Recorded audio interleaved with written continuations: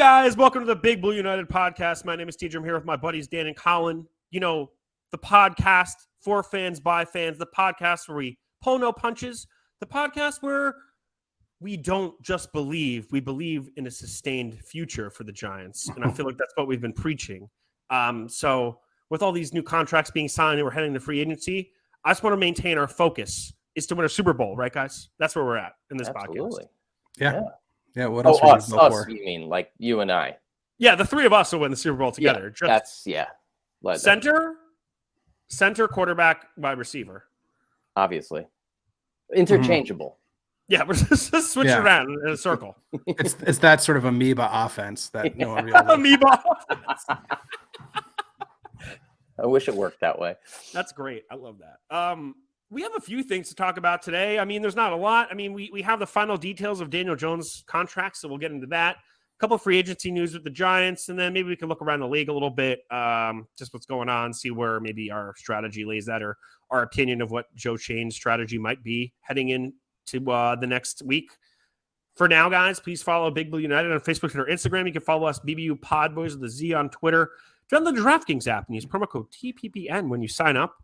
Parlay your face away is, I think, what their tagline should be. That's my tagline for it. And our sponsor this week is Booksio. Booksio. We all know you probably have at least a dozen places to buy books and magazines from, but so why do you need Booksio? The obvious answer is giving. 10% of every Booksio purchase goes to a charitable organization. They have more than 16 million titles available, covering print books, digital books and magazines, and audiobooks. So you're sure to find the next favorite story. But it's much more than that. Booksio believes in a fundamental truth. Reading makes people happier, more fulfilled, and excited to learn about experiences and cultures outside their own. And when that happens, we become more connected to ourselves, to our communities, and to the world at large. Storytelling empowers us to believe in bigger things and create real positive changes in the world. So you can not just get that through reading, but also through buying a book through Booksio, who once again will donate a portion of that sale to charity, guys. Check it out, Booksio.com. Should we probably start with Daniel Jones since we have the exact contract breakdown? I know there was a more detailed one going around on social media, but just for the sake of brevity, Daniel Jones signed a 4-year, $160 million contract, $36 million signing bonus, $92 million guaranteed, average annual salary of $40 million. 2023, Jones will earn a base of $9.5 million. His cap hit will be $19 million, just give the Giants a little more space to operate with in free agency. Signing bonus, $36 million, workout bonus, $500,000, carrying a cap hit of $19 million, dead cap value of $82 million. So you probably don't want to cut him this year, you would imagine. But now that all these details are out, I know you guys talked about this, at length last week. But do you have anything more to add now that we've seen, really what this deal is?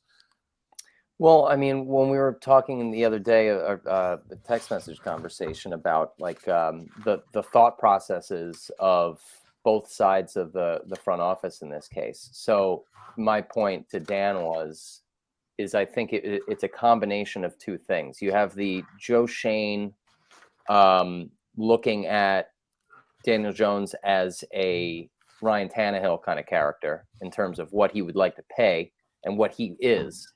And then you have Brian Daboll, who believes so much in himself that this is what I believe, that he thinks that he can turn anybody into Josh Allen. And he looks at this and I think he's licking his chops and he's thinking, this is the new Josh Allen and I'm going to make him into that. I'm going to turn this guy into that.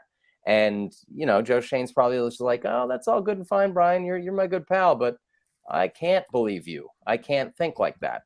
I have to, crunch the numbers and make this make sense. And from everything that we've seen up until this point, the stats don't lie. And that's the dividing point. And they had to come together to try to figure out something that made sense for both lines of thought. And tell me otherwise, but I feel like that's how it went down.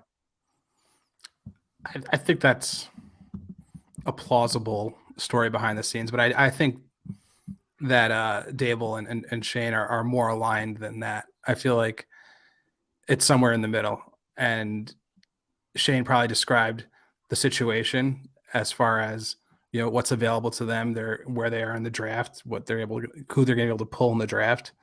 And Daboll feels like the progress he's seen over the course of the year is substantial enough, plus the whole aspect of the message it sends to the team, and this is stability in the locker room and sort of rewarding all that hard work and everything like that. I think it's not,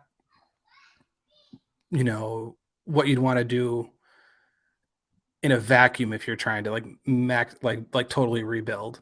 I don't think Daniel Jones is that answer, but I think it's a different kind of rebuild. They're not blowing it up. They made the playoffs this year. They can't really justify a full blow up of the team, even though they so drastically outperformed their talent.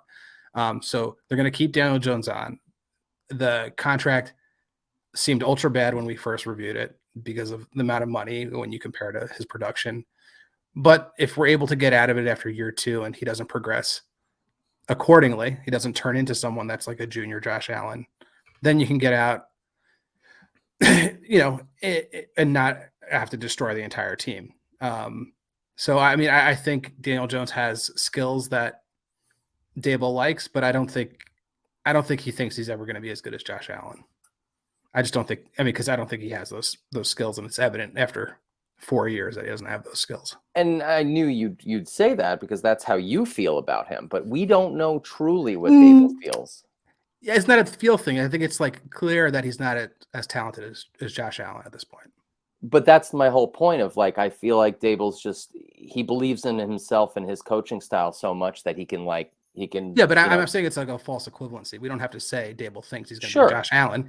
I think Dable thinks he could be a better quarterback than he was this year, and with a better quarterback than he was this year, and with better supporting characters, they can win more games. Yeah.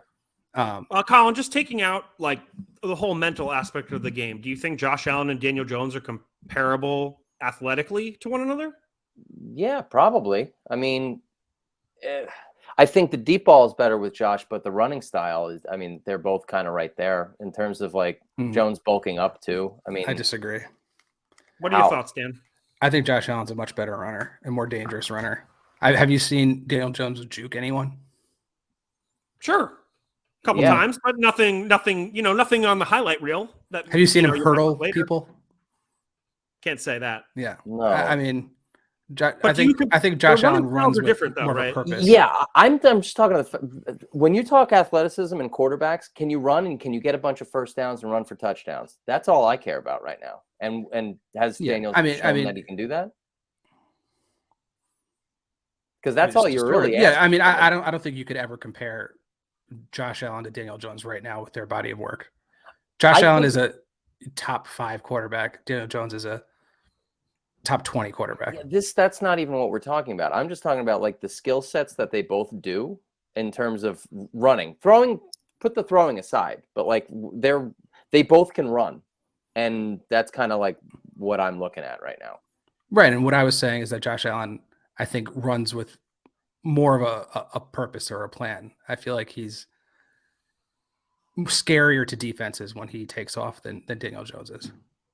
Sure. I'd agree with that just on the size of the body between the two guys. But interesting. Literal or work? Literal body. Yeah, okay. Clearly Josh Allen's body of work is better than Daniel Jones. But if we want to go back to the original conversation with the contract, I was also, I know I wasn't here last week, so I'll just give, my general thought on it. I was also not super thrilled with the numbers. However, if you look at the breakdown, you can get out after year 2.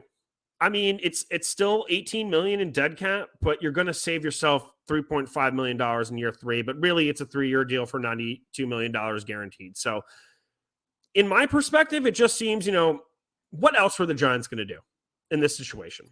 I think, you got a guy that you can believe in, a guy who has performed, a guy who has shown you some stuff here and there, especially, down the stretch in the playoffs. They won a game. They won a playoff game with him at quarterback. These are things you have to consider. And while, I was, the last time we were all here together, I was very adamant that maybe we should go on and do a rebuild completely. Here we are now. This is what Joe Shane wanted. I think that we all kind of put our trust in him moving forward. At least what else are you going to do at this point? So I'm not unhappy with the deal, and I'm happy that we can get out. It's not a long deal. So, if it doesn't work out in the next 2 years, you're done. You move on. But that being said, why not sign Jimmy Garoppolo for, what did he get today? Peanuts. $20 million a year. And then are the Giants? My question, my point is that, is this deal where the Giants aren't really convinced that Daniel Jones is your quarterback, but you really had no other choice? So would have we been better off just paying somebody half as much, bolstering the roster another way, and then looking to the draft next year, which I think is pretty much what this deal indicates, right? Well, I mean, it was kind of like thinking about the whole Alex Smith conversation too, and that whole method of how that was a the great team, article you guys shared. You should have mentioned a little more about that too. Yeah, well, I mean, it's exactly it makes a lot of sense. You build the team around the quarterback that's here, but if you can manage to keep that core of the talent there and say he sucks in 2 years, okay, well, you slot someone in who's really good, and all of a sudden there's a good team there, and that's exactly what the Chiefs did. So I'm sure that there's an eye on that sort of a method as a possibility, given that the history is there and it's worked. So with Shane having, you know, a brain in his head, I'm sure that's right there in terms of his, you know, way of thinking. Dan, you got anything to add to that, or should we move on to a couple of the free agent news? You're muted. Still muted. Sorry, I had background noise in the house. Yeah, no, I guess I don't have too much to add on the Daniel Jones piece. I think, you know, we touched on it last week. My opinion, this is still an Alex Smith scenario. Build up around him, still win with. I know we derided that concept so much with Dave Gettleman, but he was just so inept at building a team that it was so just laughable that was the game plan. But they won without anything this year, so they could build with some stuff. It'll be good to evaluate other players on the team. If they can get some pieces, we'll certainly know who Daniel Jones is at the end of this season, I think. Finally, stay healthy. thank God. You know, fifth year's a charm in figuring out what your quarterback is that you drafted number 6 overall. And good thing we signed Saquon, because he's the centerpiece of the offense. That's why you want to pay a quarterback $45 million a year to showcase the running back. You know, man, as sarcastic as you are, I mean, you make plenty of good points. You know, rebuilding. Remember the rebuilding while you win Dave Gettleman thing? What a crock of shit that was, huh? But here we are again, like doing it in a more competent way, I guess you could suppose. But like, it still leaves a little sour taste in my mouth, just like signing a guy who isn't a top 10 quarterback to this amount of money. But I guess is this how much money these guys cost? Apparently not, because Derek Carr's deal wasn't this high. I guess that was a discouraging thing. Has more upside. Does Jones have more upside than Derek Carr? Yeah, of course. He's younger. Yeah. I'm done with this. Like, you know, he's younger. It's been, like you said, it's 5 years. Oh, he's younger. His offensive line was bad. He had several coordinators. Wide receivers are bad. It's like, give me a break. This guy is getting paid franchise quarterback money. Elevate the people around you and make it work. And we haven't seen that. Thankfully, the contract is structured the way it is. I don't think it would have made any other sense any other way. And that's why this is a smart signing situation, given the circumstances. Do we like him? No, not really. Does Shane like him? Who the hell knows? But it's kind of like we need to keep this, you know, this boat going down the river here. It's a fair contract. I mean, to a degree, just in terms of how you can get out of it. The money is too high, but you can get out of the deal. So I think for a guy who, you know, after 5 years, you still sit here and say, who knows what he is, really. That's probably the best possible scenario, other than, you know, having Tyrod Taylor start and looking to the draft next year. Yeah. I mean, I don't know what the other option is. Yeah. Signing Jimmy Garoppolo, which is a waste of time. You know, we might even just be surprised at the end of April and somehow we have a higher drafted quarterback on this roster for some stupid reason. I think they get a project in the later rounds, but, you know, let's spend that time in the later episodes talking about that. If I want to talk about a signing that is really unexpected, is that Sterling Shepard is back. 1 year, $1.3 million. I was just surprised that they even bothered to bring him back at all. I know he's got a locker room presence, but do you guys think it's just like wasting a roster spot on like an older guy when they should probably be getting younger at this position, a guy with an injury history especially as well? Well, if I remember correctly, none of it's guaranteed, I think. That's true. So that's a plus. And I think as much as we joke around about it, and you already said the locker room thing, I think they value his presence in this very young, very depleted wide receiver room. I think if he manages to somehow stay healthy, it would be a great, I don't know, you want to call him like a spot player or I Yeah, don't where know. does he fit in on this offense? Right this moment. You have to- need a first down on a third down. You know he's Right going now to he run the fits right in as- route, and he's going to get there. And you he's throw the it to number him. one receiver right Yeah. this moment, though, right? Well, yes, yeah, but that's with the eye that you have to think we're going to be bringing some bodies in. And I know people are freaking out on the internet today. Oh my God, we haven't brought in a wide receiver. People are like coming at Shane's head. He should be fired. It's like you guys. No wide receivers have been signed. I mean, not that you Exactly. can sign anybody right this moment, but no tampering deals have been. Well, apparently, what it seems like is that, and I don't know if this is like a league collusion thing, because that's how they operate a lot of the times. These owners talk to each other, and I'm sure that they see that the wide receivers themselves and their agents are trying to drive up value, and the teams are not balking. They're not like, we're not paying you that. That's not happening.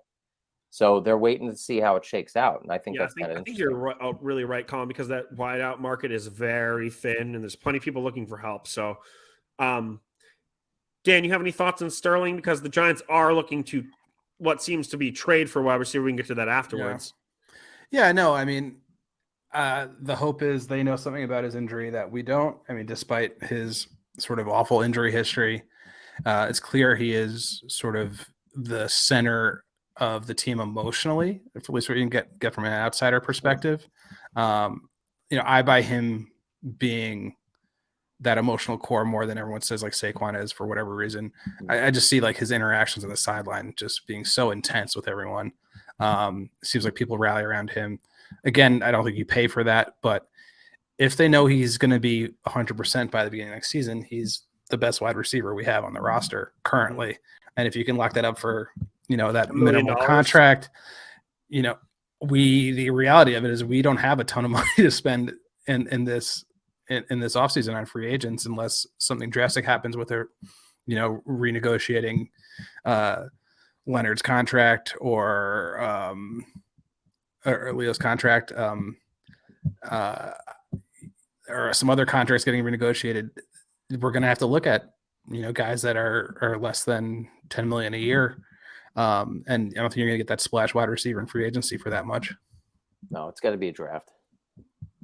Yeah. I disagree. I think at this point, I mean, I have some stuff written down about how free agency was around the league. I think we're supposed to get to that a little later, but just in terms of what the markets are looking like for wide receiver right now, I think the Giants are going to make a move, one for wide receiver, and I think the inside linebacker market is blitzing right now. So if they're going to want to come in, I know they signed contentious name pronouncing Bobby Okereke.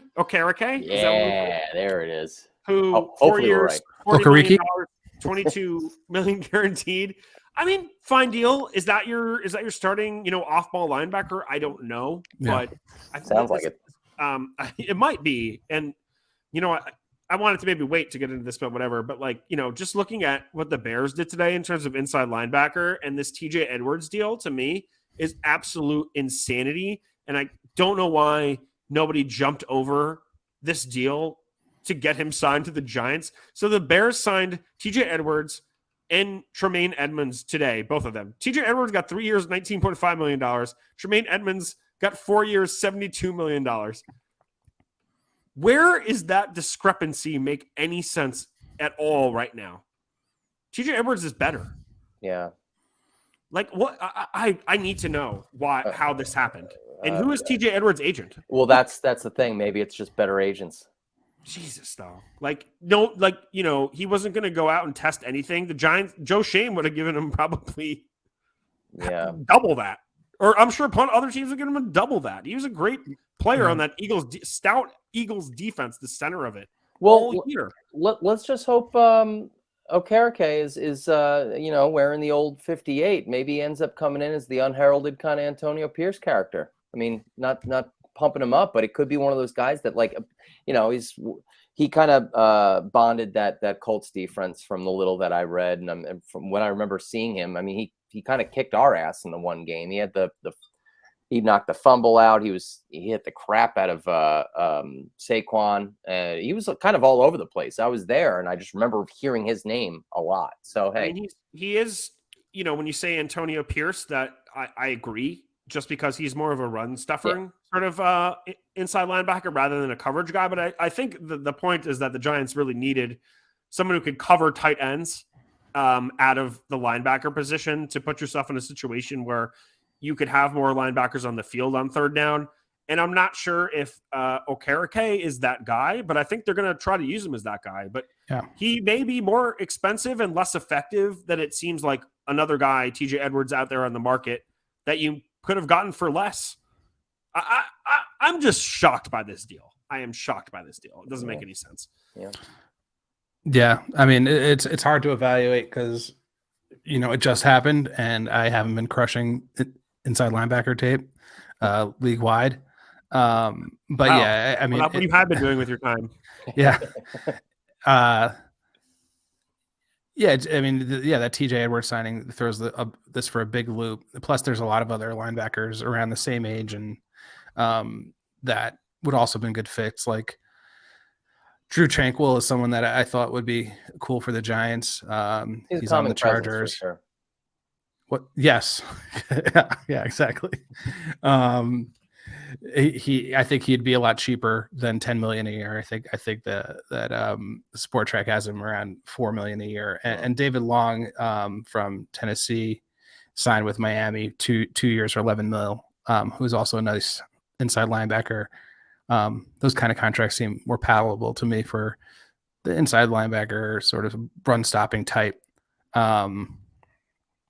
But we'll see. I mean, I think from like the few clips I've watched, it looks like he's pretty good in coverage or better than what we have at least.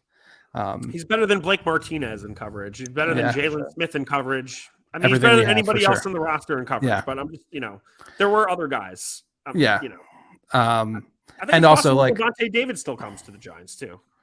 Yeah. Sorry to cut you off, Dan, but no, just sort of the middle linebacker, inside linebacker position was also something that I think Colin and I had circled for the draft as some good value in the third round, fourth round, even. But so far as a talent evaluation goes from year one, I will give them the benefit of the doubt, and for something that I don't really know much about, but it's a definite need for this team. So if they like him and they went out and spend this money on him, hopefully he delivers on that.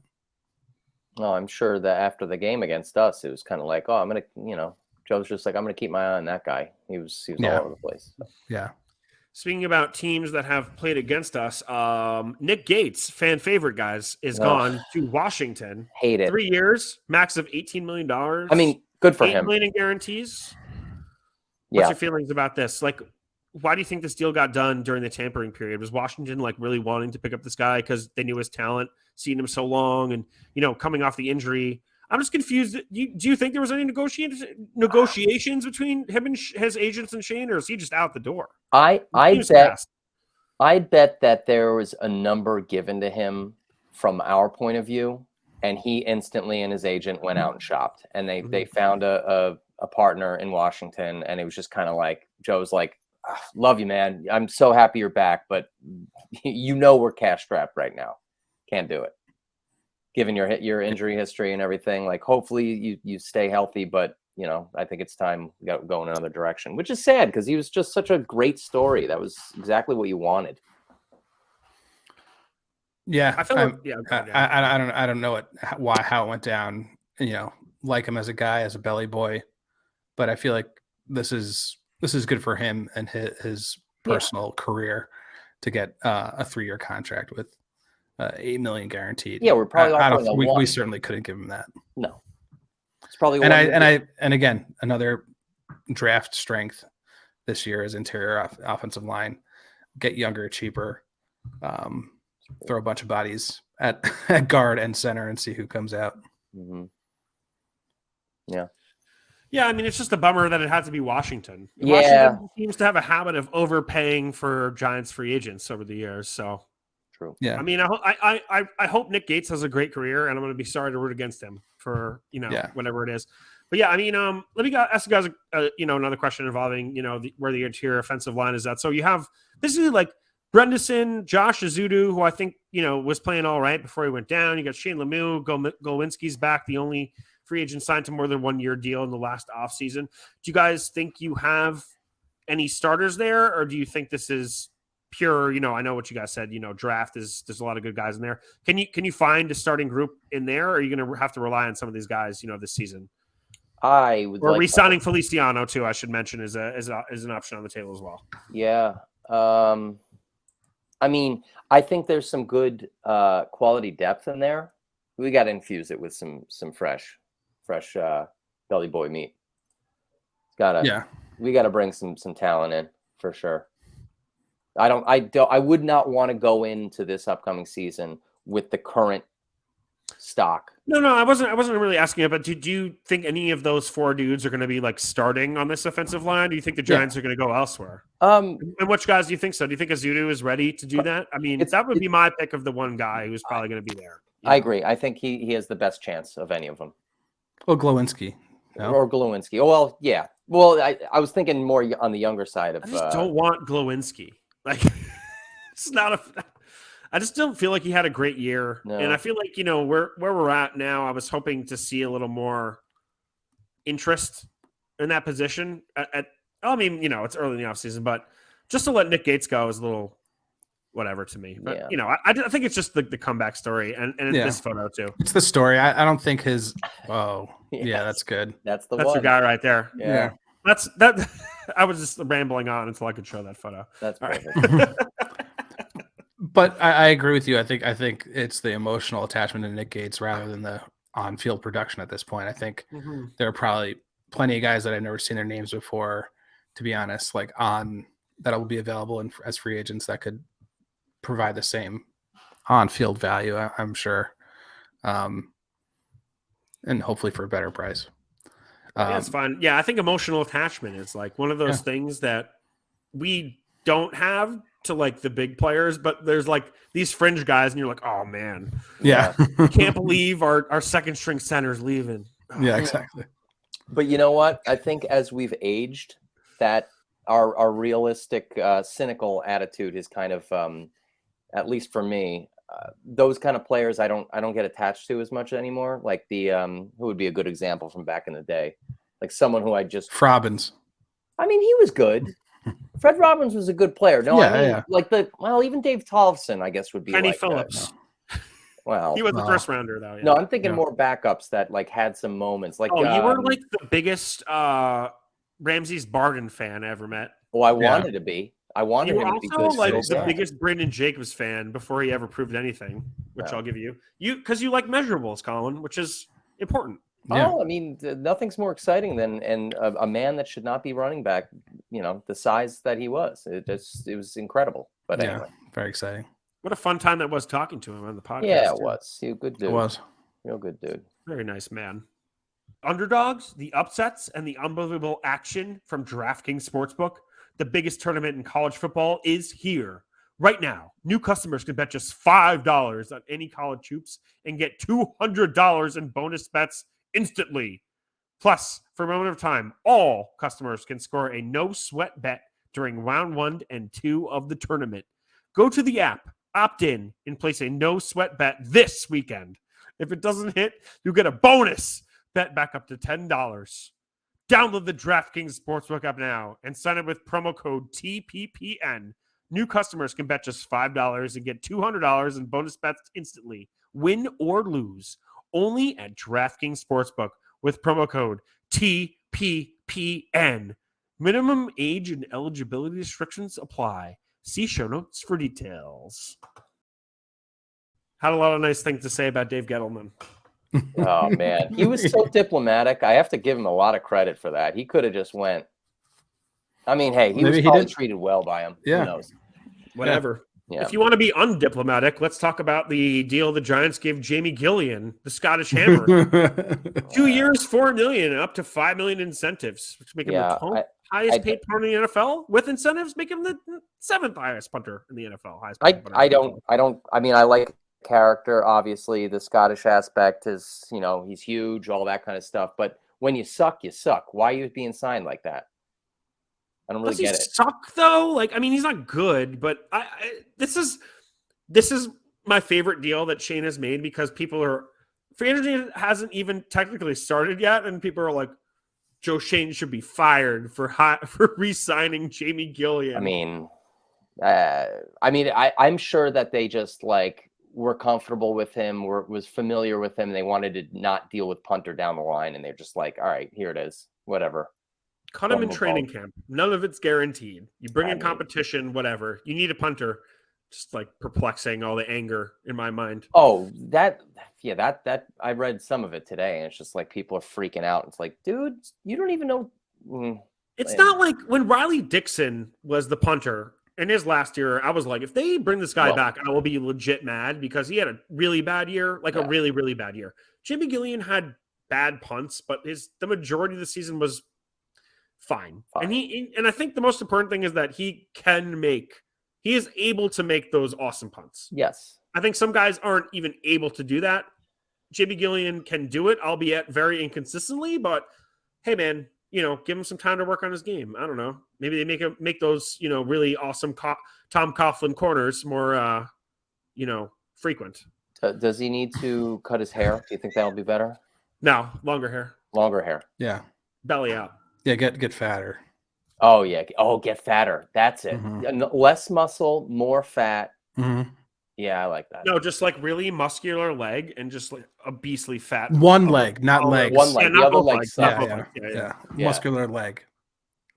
All right. I feel really good about that. That's So guys, we've also seen Giants have signed Gerard Davis back, who they picked up off the Detroit practice squad towards the end last year. I like that. Scrappy boy, yeah. 1 year deal. Fine, great. Other signings are Hakeem Nunez Roaches, defensive tackle, 30 years old. Not yet. Not yet. He's 29. Rushes. He will be 30. No, excuse me, Colin. Sorry. He was on the Bucks. Had a career at 2.5 sacks, 33 tackles, 5 tackles for a loss, 3 quarterback hits. Apparently, he's a gigantic trash talker.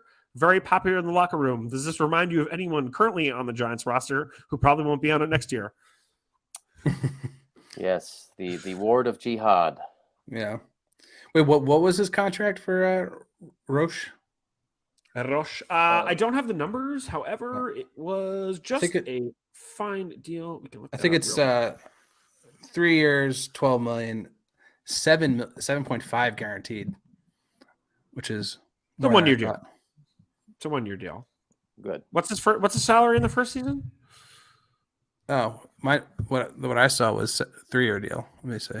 No, I'm saying if all the money guaranteed is up front, then there's probably no like the dead cap number is not a big deal after that. It's not on Sport Track. That's why Joe Shane front loaded Daniel Jones' contract with $82 million dead cap this year. Yeah. Man, the salary cap is the most confusing thing on earth. I wish I really understood it because I do try to like go out of my way to read as much about it as I can, but it's just you have to literally be like a lawyer and also very knowledgeable about like the football business as well. It's wild how 2 master's degrees. Well, yeah. I mean, you think about it to put it in perspective of how world sports works. I mean, soccer is another level. That's just like throwing money at problems. This is like, no, here's the box that you have to spend your money in, and if you go out of it, it's wrong, and you're going to be penalized. And that just doesn't happen anywhere else. So it's very interesting to hear these details and how they figure it out, how you have capologists and all that kind of crap. It creates such great parity, though. The NFL has the best parity of any major sport, which makes it fun to watch, in my opinion. Basketball has like more strict rules about the salary cap, but you can go above it if you pay more money. Yeah, which is like luxury tax. Have it. Yeah, the bird rule and all these like little basketball is way complicated. Yeah. I mean, I would. We could do a basketball podcast, except mid-level exemptions. All this stuff. I mean, the compensatory pick system in the NFL is another incredibly complicated thing. Yeah. Which, by the way, we got a 5th rounder. Yeah. We got 2. Yeah. And the Giants now have 11 draft picks in the upcoming draft, which is awesome. Yeah, we're definitely making some sort of trade, but we'll get to that. Yeah. The thing I want to the last thing I want to talk to you guys about the Giants, I should say, is so we've seen a lot of, I won't say a lot. We've seen Nick Gates walk. We've seen a couple re-signings. among the guys that we had last year who were free agents, I'll just mention a few. So Feliciano, Ellis, Nick Williams, Matt Breida, Jihad Ward, Richard James, Fabian Moreau, Marcus Johnson, O'Shane Zimenez, Julian Love, Darius Slayton. You guys see any of these guys coming back?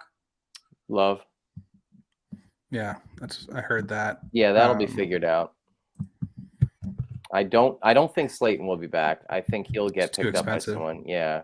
I think his market is going to be stupid. Someone's going to pay him way too much money. Uh-huh. And good for him. Get it. I mean, don't drop the bag, whatever you do. He will. Yeah. But Colin, I agree with you. And I don't know if it was last week or before, you were like, good for Kenny Dolladay for just fleecing the Giants and making his money. Yep. Yeah. I mean, you're an athlete. Your shelf life is small. You only have so much time to be in your prime. Get it. I just hope it's not our team that pays for those players. Yeah, that gets got. Don't get got if you're not about it. Okay? But yeah, I agree. I don't see anybody coming back. Fabian Moreau, maybe slightly. Yeah. Richie James, maybe. Yeah, maybe. But I think Julian Love's the guy. But I also feel like Dane Belton could come in and do that job too. Probably. So yeah. I'm not at my wit's end if he leaves. No, but then that would change the draft a little bit too, though. So that's an interesting thing. I wouldn't have thought about safety until that. I think you have safety. I think you need a late round guy who's maybe not even a safety, but just secondary in general. You're going to need to draft 2 or 3 defensive backs. Oh yeah, for sure. But yeah, I think wasn't Julian Love drafted as a cornerback? He was. I think there's guys who project cornerback who could be moved to safety with success too. Yeah, something to look at in the future. I don't know. I know you guys have probably been doing a little bit more mock drafts than me, but I'm just excited for draft season, man. I can't believe how close it is. Yeah. Most exciting time of year. Yeah, it really is. So the legal tampering period starts today, Tuesday 12. A lot of teams can agree to terms. I know we touched on this briefly before. We talked about, TJ Edwards, Tremaine Edmonds. I saw Patrick Peterson to the Steelers, Jonathan Hargrave with the 49ers. Is there anything out there in free agency, guys who've been picked up that have made you kind of rethink the Giants' free agency strategy? I could also mention, Calais Campbell being released, and we saw, a guy with a bad contract in Jalen Ramsey getting traded for peanuts for being a top 10 corner. So, I mean, I don't have any specific real question to ask you guys, but just how free agency has played out, a couple of days before it really starts. Any change on the strategy you think for the Giants moving forward? I don't know. How do you feel about the Breida resign? I don't mind that, and mostly because Breida? Yeah, we did just hours ago. And on the surface, it looks like a bad deal in terms of too much money. It's all incentives. Is it? I think more than half of it. Yeah. Which makes it more palatable. I mean, hell, you got Brightwell, Saquon, and him in the room. You don't even have to worry about running back at all. I mean, maybe I wouldn't have re-signed Breida. I think that we just got another 5th round pick. I think that's the most immediate place you're going to find a running back to bring in Young. And honestly, I really like Gary Brightwell. Yeah. And he can, as evidenced by, his kicker, punt returning. I think he was a kick returner, right? Kick returner. Yeah. He's got hands. He could run. He runs downhill. He's like one of those one cut down Arian Foster types, or DeMarco Murray types, like one cut down the field, which I think breeds success ultimately just to gain tough yards, because Saquon is, an unbelievable talent, but there's no chance he's getting re-signed at the end of this year if anything, Saquon should hold out because he's scored himself in the future, in my opinion. Yeah, but I don't know. I don't know if I see him doing that. I feel like it might be foolish if he went that route. You think that takes away from part of his je ne sais quoi as a running back, as part of his good guy sort of thing he has going for him? Well, that if holding out eliminates this good guy factor. I mean, I think that's all bullshit, but that ridiculous article that I sent you earlier about the behind the scenes of how the Jones signing actually went down with the pinky swear and all that kind of stuff. A big point of that article was Jones basically going to bat for Saquon as part of re-signing. I gotta have my dude here. It's It's got to work like this. And it was all kind of part of the mechanism of figuring it all out in the 11th hour, right before that, 4 o'clock deadline. So it's just it's like a harbinger of the future of the NFL towards what the NBA is now. Like, yeah, I'm not going to re-sign unless you re-sign my boy. yeah. But like, I think the most successful teams are, we said this before, guys on rookie deals, and then quarterbacks who are willing to take less money to have a better team around them. And Jones didn't do that. So if he really cared about Saquon, he would have taken a lesser deal to have Saquon re-signed to a long-term deal. That's what, sure. But writing's on the wall with the running back thing. I think Shane sees the benefit of having him around, especially on the tag. I don't know. It sounds like he wants to give him an extension, but I don't think so. I think that's a on the surface kind of thing until they figure it out down the line. Kick it down the line. Yeah, they want to sign him an extension if there's any way they can pay him less than the franchise tag this year. Yeah, absolutely. Yeah. And that's probably the goal. But it won't happen. I mean, No. I think fans need to realize that it was one or the other. And if you're like a fair weather Giants fan, just be happy that you have your two guys back next year so you can, have someone to root for next year. Yeah. But maybe not towards the years after. No. Yeah. No, I mean, hell. I mean, how many seasons is this going to be for Saquon now? What's he on now? 6? 6-ish, right? Yeah, this year because they picked up his 5th-year option. Yeah. So Right. There you go. So this is it. This is prime time to have one more decent, productive year out, and then the decline is coming. I mean, he should just be happy that he was the 2nd overall pick because that was probably the biggest payday he's going to get. Yep. He should. Do you remember years before the new CBA was signed? Like dudes would come into the league like Stafford and who's the most atrocious? Bradford. Sam Bradford. Yep. Yeah.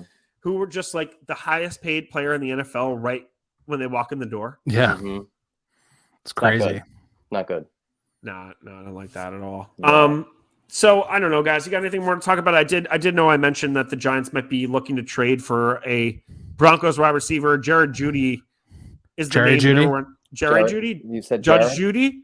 Jerry. Jerry Judy. Jerry. I've also heard that Hamlin and Sutton are all on the block right now. I mean, apparently Judy's asking price is high, but they have all 3 wide receivers on the block.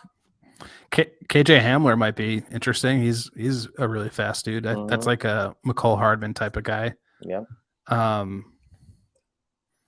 But yeah, I doubt we'll be able to swing Jerry Jeudy, especially if he's asking for like a huge contract. But he would be great. There's the Alabama connection with him and Brian Dable at the same time in Alabama. He's the guy that takes the top off of a defense and can provide, ways that Daniel Jones can complete the passes he can complete across the middle and crossing routes underneath and take a few shots deep every once in a while to Jerry Jeudy, see what can happen. Dan, didn't you know that Daniel Jones is the best deep ball passer in the NFL? As of what's the sample 2020? size? Yeah, Is it 2020? Of the 4 5 passes. deep passes he threw all season. Mm-hmm. Yeah. Oh, the one thing I wanted to mention is the biggest thing that happened ever this week was the Panthers trade with the Bears. Oh yeah. I just wanted to. We're talking about Saquon so much. Do you see how much stuff the Bears got for trading out of the first spot? Yeah. Ryan Poles works some magic, man. That's a great trade for them. But it could be a great trade for the people are talking about the Bears fleece the Colts, but it's not necessarily a bad trade. Not the Colts. I'm just saying, would that kind of haul been beneficial for a Giants team in 2017 that needed everything, but Saquon was worth it, I guess, for most Giants fans, right? Speaking of what we were also talking about related to this, the fly on the wall of the sessions of Joe Shane laughing at anything that Dave Gettleman did, or crying, whichever, absolutely ripping the man up. I would love to hear that. Let me read that quote from the article you guys sent me the other day. That was just like Joe Shane hates Dave Gettleman.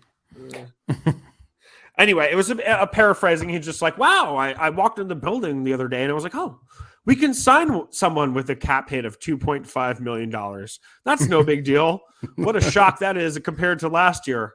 Yeah, I mean that's what's going to be great about this season is like we're trying to project the free agents we want to get, but the reality of the fact is a bunch of people are going to get signed, but there's still going to be value there after the big names are gone, and that's what you can fill out the roster which was what we literally could not do last year because we didn't have an extra $800,000 on the book to get just anybody. And now at least we can buy a guy that's $2 million and not have to worry about it and have people that will be ready to play professional football in case there's an injury, which was not a luxury we had last year. It's insane.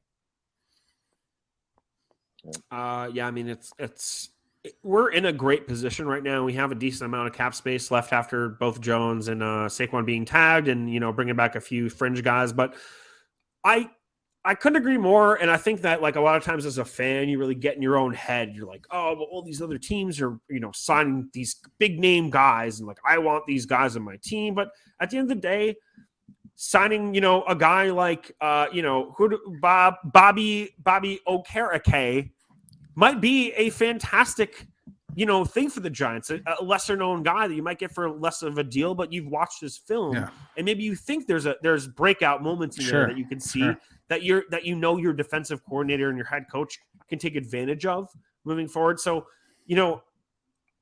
I do at the same time hope that we get some help at wide receiver, a bigger guy, whether, I hope we don't overpay for it, but I feel like, don't get upset if we're not going to bring in these, big names, and these big names will be leaving the board. Never get upset by that. I go into this, and I feel like more Giants fans should do it. I go in expecting a very, just kind of boring free agency period. I think that's what it's going to be. It's going to be that way until next season or the season afterwards. I don't think you're going to get that blockbuster guy coming in. You're just not.